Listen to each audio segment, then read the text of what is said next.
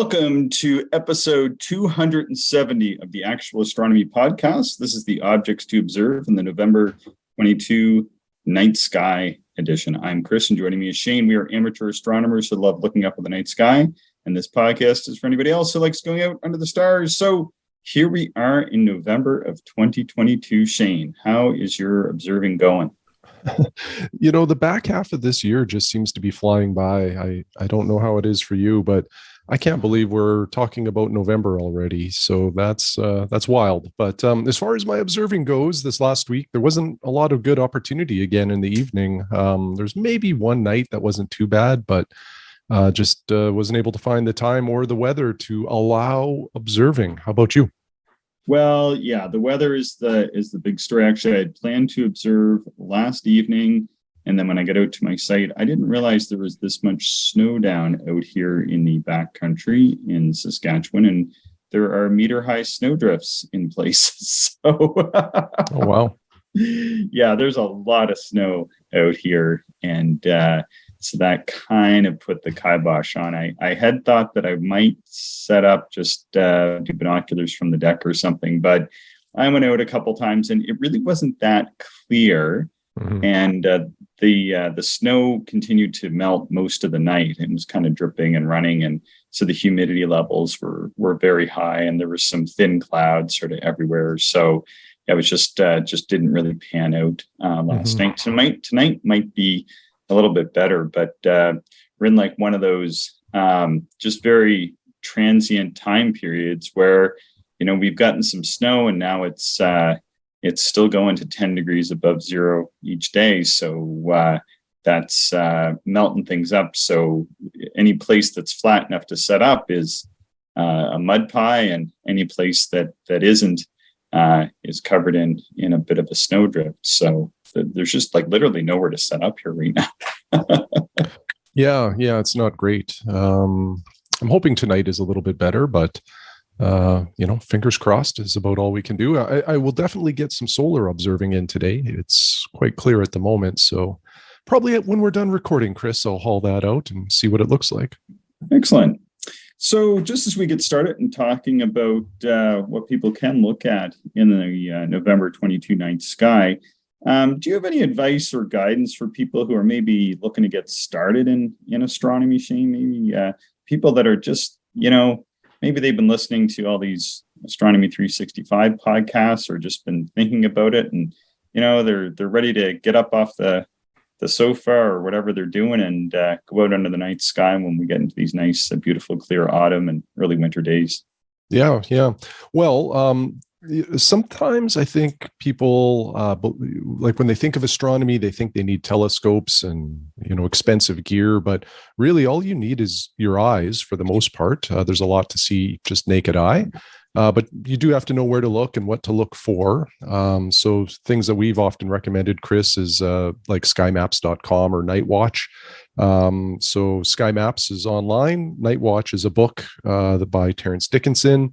And both do a great job to cover kind of that basic stuff about the night sky. Like it helps you identify constellations, some of the brighter stars, and then some of the brighter objects that are up there to see. Mm-hmm. So those are high recommends. Now, the other thing, if you're going to do astronomy, particularly if you're getting away from light pollution, make sure you have a red flashlight. That helps preserve your night vision a bit better. And then we always recommend binoculars. They're a little more accessible and typically more affordable than a telescope. You can use binoculars for multiple purposes, sightseeing during the day, bird watching. Yeah. But at night, point them up at the stars and you can see a lot more. Your eyes under a real dark sky will see about 2,000 stars. Binoculars take that up to 10,000 real quick. So it just gives you a little bit of context about how much of an enhancement even binoculars can give you at nighttime. Yeah. And, the one thing I'm teaching a couple courses in astronomy, just as public outreach this autumn. And the one thing that I notice that happens frequently in the class is that probably about a third of the people show up having owned a telescope before, but they aren't using it as much as they maybe would have thought or would have hoped or want to. And, even though they already own a telescope, I think that the recommendation of getting Night Watch and making a little red flashlight, and making a red flashlight is easy. Just get a cheap little flashlight and get some red duct tape or red electrical tape and slap it over the front, or red nail polish will even work. Doesn't have to be too fancy. And then, those binoculars, like a good pair of 8x40s or 7x35s, you got a pair around, dig them out, because those binoculars and a basic chart are going to help you to learn how to navigate the stars, which are crucial skills to have for anybody who either owns or wants to own a telescope. And kind of once I start getting people down that path of how to actually identifying these things in the night sky and how to navigate the night sky properly without anything too fancy or complicated to set up first, then the telescope work comes a little bit easier, right? Yeah, absolutely.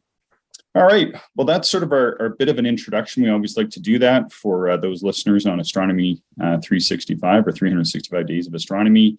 And yeah, we hope that people will start getting out and taking a look at the night sky if they haven't already. So the other thing that we're going to talk about really briefly before we get too far into the objects to observe is we just want to remind people that Mars will be at opposition on December 8th. And although we're going to talk about what to look at in the November night sky, typically the month or so leading up to opposition and about the month or so or 6 weeks after opposition of Mars is the best time to take a look. So we'd be kind of remiss to ignore the next 4 weeks of time, which are prime Mars observing. Do you agree, Shane, or disagree? Oh, no, I don't think there's an argument to be had here, Chris. This definitely is the time to start observing Mars if you haven't already. It will continue to grow in size or apparent size every day as it just edges closer and closer to Earth. And Mars can be a challenging object to observe, but there's certainly detail that we can see from Earth-based amateur telescopes. You can see some of the polar caps, some of the surface details, but what you're really seeing is just like the color contrast of different features. Sometimes you can see cloud on Mars as well, up in the atmosphere.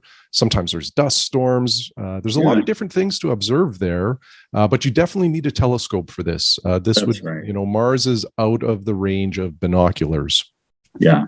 Yeah, you just see maybe a circle or a disc or something like that, but through a small telescope, even like a good little 70 millimeter Achromat, and there's lots of those around. I see lots of people buying those these days. Should be able to pick up those polar caps or polar hoods right now, which is the cloud systems that form over the poles. Should be able to pick up some dark features like the Syrtis Major. In deserts like Amazonas, those should be clearly visible. To see clouds in that, probably need a 4 or 5 inch telescope that's pretty good, or an 8-inch reflector that's pretty good. And that should get people going. But if people haven't taken their telescope out in a while, now would be the time and get it all tuned up and start trying to take a look at Mars as it sits up in Taurus in the middle of the night right now. Okay, ready to start on what people can see this month. Yeah, let's go. Excellent. So November 1st, we have a first quarter moon, and Saturn will be 4 degrees north of the moon. So how far on November 1st? So we got the first quarter moon, and then Saturn is about 4 degrees. Actually, for us, it's about 5 degrees. But how big is 4 or 5 degrees on the night sky, Shane? Well, it's fairly large. So a couple things for reference. Number one is a full moon is about a half a degree. So, 4 degrees, multiply that by 2. So we're talking about 8 full moon diameters apart. So that's quite large. But another reference is, and we talk about this one all of the time, if you hold your arm out, extend it in front of you, make a fist, the width of your fist is 10 degrees. So about half of a fist width is how close Saturn will be to the moon on November 1st. Yeah, and that's a good way to put it. So if you hold your fist out at arm's length, like stretch your arm out as far as you can and make a fist, that size of your fist against the night sky or against anything at arm's length, that's what we call 10 degrees. If you go from the horizon to overhead, that's 90 degrees. You're going to make a 90-degree angle. And so that's going to be 9 fists. So this moon and Saturn separation is about half of that fist.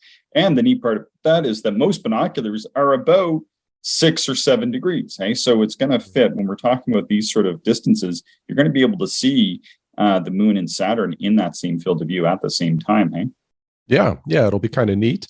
With binoculars, Saturn, like the ring detail won't be quite apparent, but it'll certainly look like a kind of an ovalish object. You'll certainly be able to tell that it's not a round disc.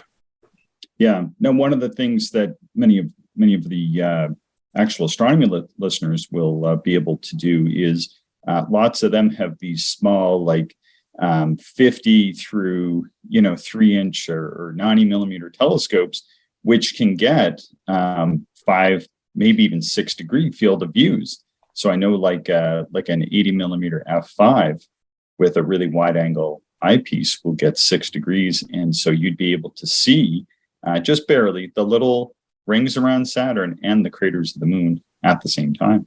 Mm-hmm. Yeah, it'd be super cool.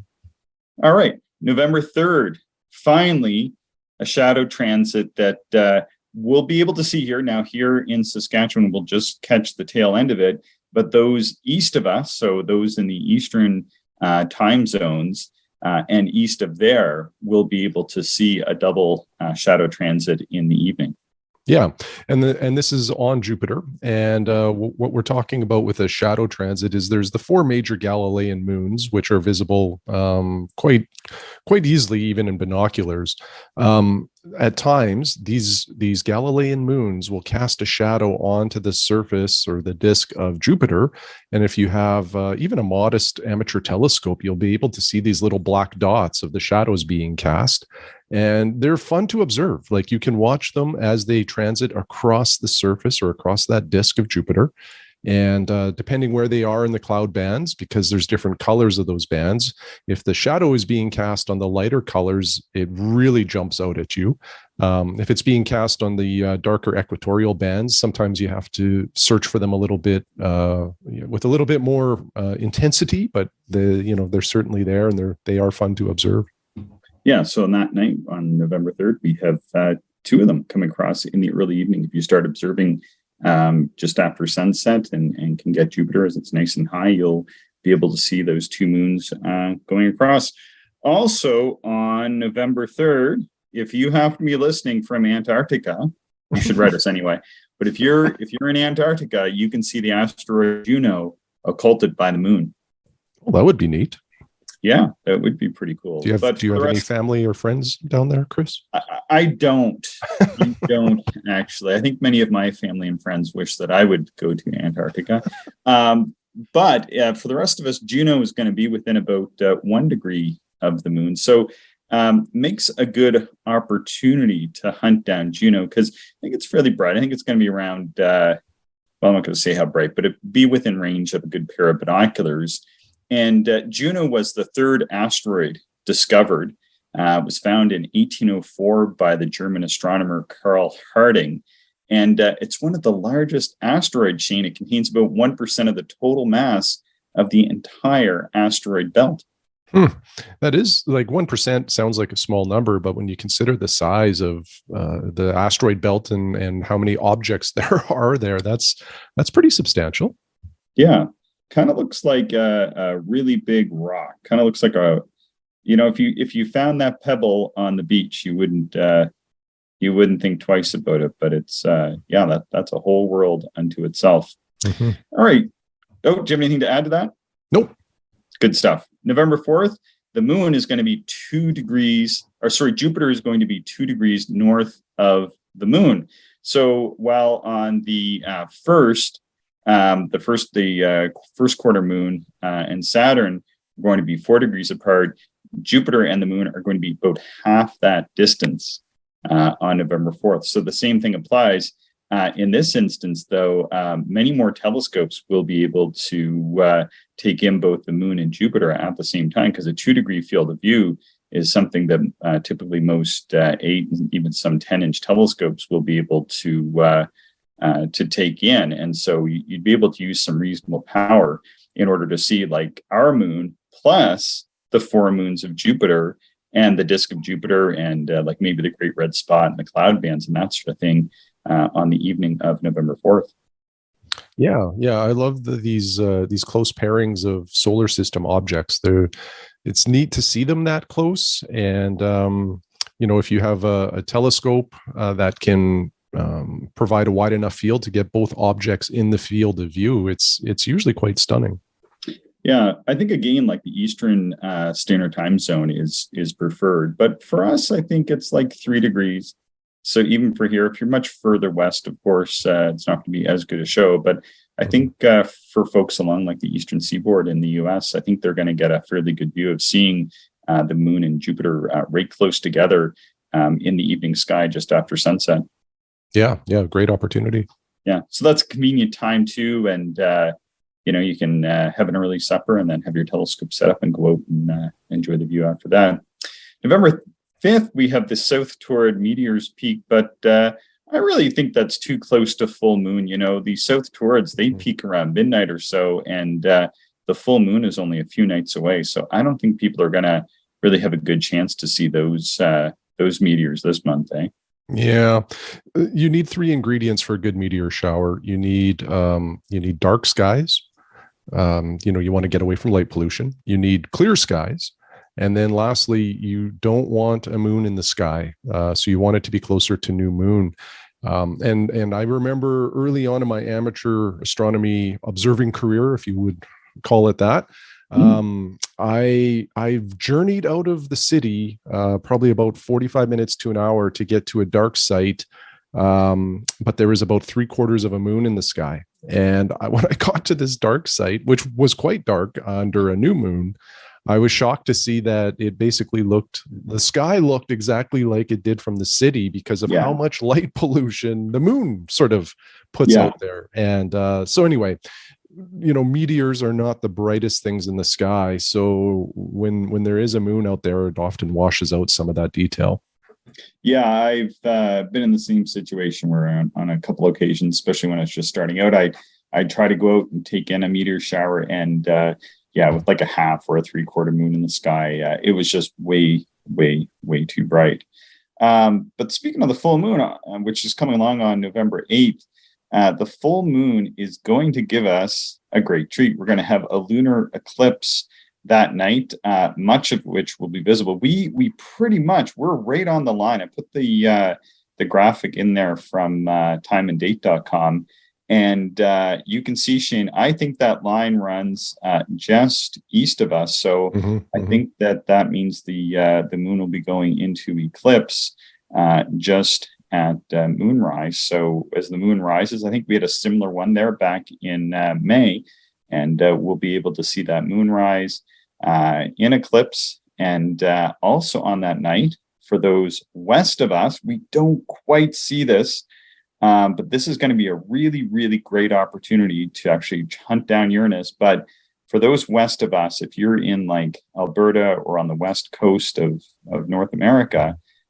you're actually going to be able to see the moon pass in front of Uranus. So the planet Uranus is going to experience what we call an occultation, which means the moon is passing in front of it.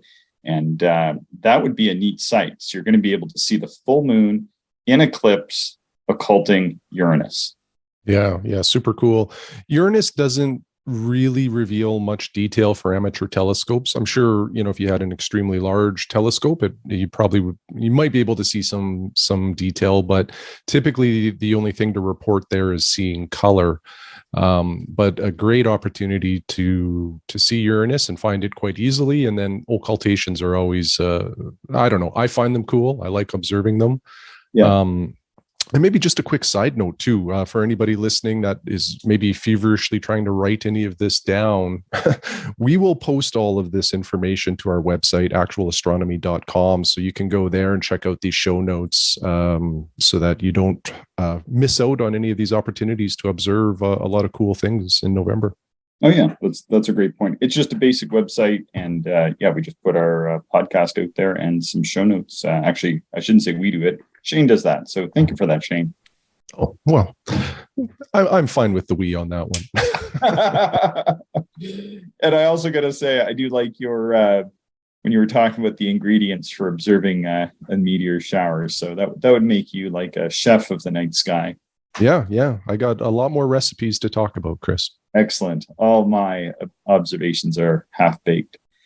All right. So November 9th, Uranus is at opposition. So you won't really see it that much brighter. I think it's around magnitude 5.6, 5.7, which means it would just be barely visible to the unaided eye from pretty dark sight.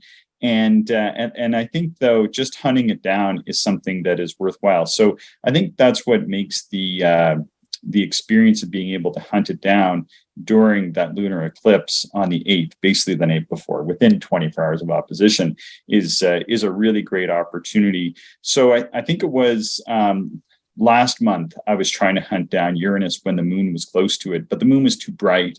And because of that, it washed out the night sky. You just really couldn't figure it out very easily. I didn't like to spend that much time trying to do it, but this time during the lunar eclipse, it's going to the moon is going to be much dimmer. You'll still be able to see the moon, but I think you should be able, through good binoculars, telescope from a dark site, be able to hunt down Uranus nearby. So a little bit of history on Uranus, Shane, since it's going to be in opposition here on November 9th. Was observed many times before being recognized as a planet, but it was always mistaken as a star. So among the first observations were perhaps by Hipparchus, who perhaps cataloged it in 128 BC, and then he may have just noted that down in his star catalog, which was carried over into Ptolemy's Almagest.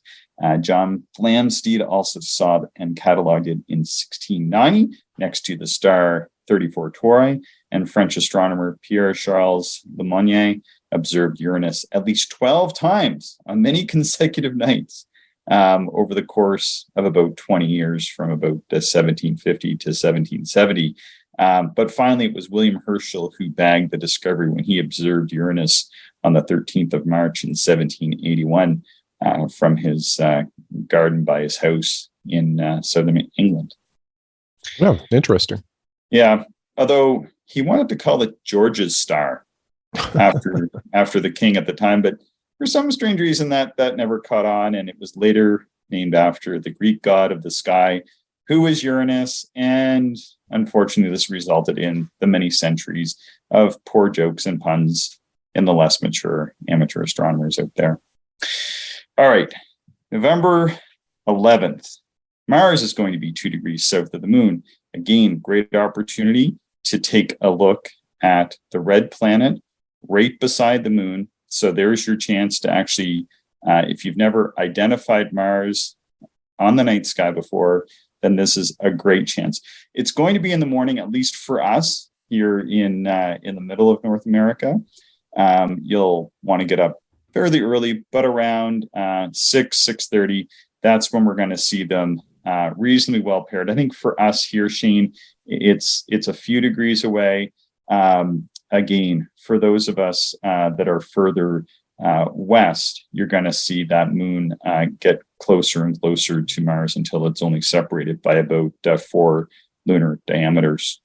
Yeah, very neat opportunity there as well. And what I like about this one, folks that listen to our podcast probably are aware that I really enjoy looking at double stars. And one of the things I like about double stars is when there is a color contrast, like a red star and a blue star, because when they're really close to each other, that color pops even more. And while, like, if you look at Mars tonight, it should be obvious that it has kind of an orangey tone to it. But I find when it's closer to the moon, like it will be on November the 11th, I feel like that oranginess is just a little more pronounced because you have like this real contrast of the moon so close. So if you've never really noticed that orange hue of Mars, definitely check it out that night, because for me, I find it to the color to be more apparent. Good stuff. Yeah, that's a really good suggestion, just because there's something to really contrast and compare it to. Mm-hmm. Very cool. November 14th, the star Pollux is going to be 1.7 degrees north of the moon. This is not really that significant, but I do have jury duty that day. So I'll be dragging myself not to work on Monday, but heading off to the Court of the King's Bench to present myself. So that'll be that'll be my stellar appearance for the year.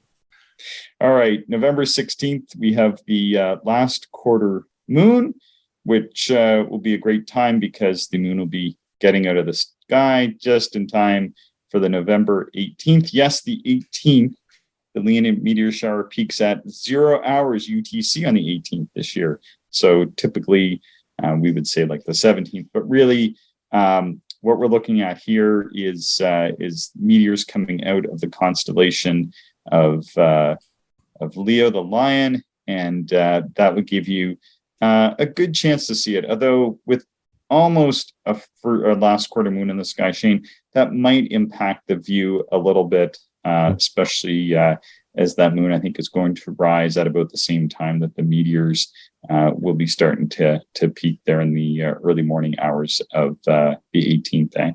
Yeah, I find if there's anything like quarter moon or more, that's usually enough light to wash out the night sky and to make some of this type of observing less enjoyable. Yeah, so it's right on the edge. But if you had a good night, you were out somewhere dark, take a shot. Maybe you'll see some meteors. Mm-hmm. We've got the new moon on November 23rd, so that'll be a good opportunity around that date. From about the 16th, the evening of the 16th, and afterwards, that's when you can start going out and have a nice dark moonless sky to look into. And any objects on your horizon, Shane, that you're interested to take a look as we get into the winter season? So definitely Mars, as you mentioned at the start of the podcast. But there's a comet that we've talked briefly about that people should start to consider observing. It is a C/2022 E3 Z or Z TF. So in November and December, it's looking like it'll be around magnitude 9, which is not very bright. You definitely will need optical aid to see this. And I'm not sure if you would see much detail. I haven't really been paying attention to any reports. But the reason why I'm mentioning this now is that by the end of December and going into January, this comet might be around magnitude 5, which is very bright, and that means a naked eye comet. And then going into February, it has it even brighter at magnitude 4. So what is cool about comets like this that become that bright is sometimes just watching the evolution of that comet. So if that interests you, start observing it now, and then periodically have views of it from now until it gets to its brightest point, and you'll probably see some real interesting transformation happening. So you may want to put that on your radar. Cool. Well, that's a great idea. Maybe we can put a link in our show notes there. That would be awesome. Yeah, for sure. All right, cool. Anything else that might catch someone's fancy if they were getting to a dark site towards the end of the month? Oh, wow.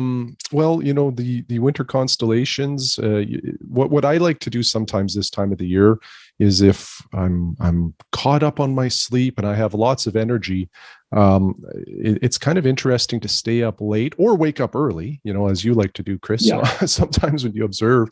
But, at least here where we live, it can get pretty cold in December, January.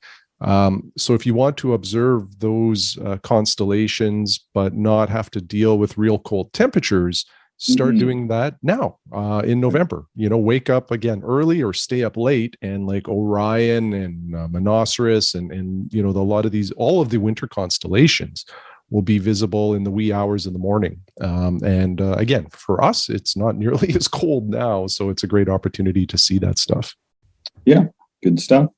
And so one more planet moon pairing will be sort of a redo of the Saturn being 4 degrees north of the moon on November 29th. And then on November 30th, we have the first quarter moon. So we're back into that part of the months where we have the moon in the sky. So you want to get your observing done between November 16th and November 30th if you're looking for dark sky stuff, but the rest of the month you have lots of planets to take a look at. And like we're recommending, people should try to dust off those old telescopes and get them pointed at Mars, which is way up in Taurus, which will be nice and high in the middle of the night here in November. Yeah, that'll be great. Okay, Shane. Well, anything else to add to our objects to observe in the November 22 night sky? No, just one more reminder. All of these show notes will be available at www.actualastronomy.com. And it'll be a good reference for you to check off some of these observations. Excellent. Well, thanks, Shane. Thanks, everybody, for listening. Be sure to subscribe in your podcatching software. You can always reach us at actualastronomy@gmail.com. Thanks again for listening, everybody. Thank you, everyone, for listening, and we hope you enjoyed the show. If you are interested in more information, would like to contact us, or if you would like to support the podcast, check out our website, actualastronomy.com.